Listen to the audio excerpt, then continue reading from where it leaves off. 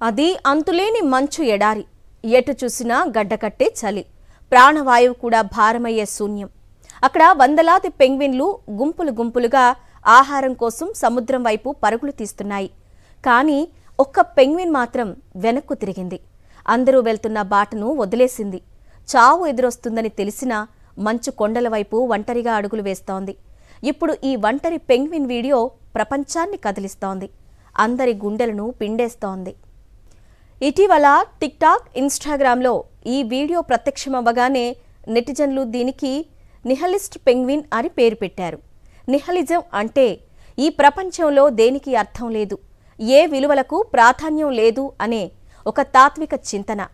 నేను ఎక్కడికి వెళ్ళినా చివరికి మిగిలేది శూన్యమే కదా అనే భావనలో ఉన్నవారంతా ఆ పెంగ్విన్ ప్రయాణంలో తమను తాము చూసుకుంటున్నారు.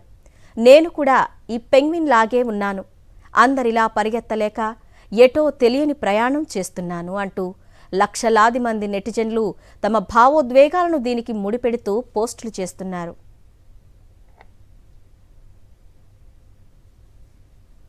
ప్రముఖ దర్శకుడు వెర్నర్ హెర్జ్కో 2007 అంటార్కిటికాలో తన డాక్యుమెంటరీ కోసం చిత్రీకరించిన ఈ దృశ్యం ఇప్పుడు సోషల్ మీడియాలో కన్నీళ్లు పెట్టిస్తోంది.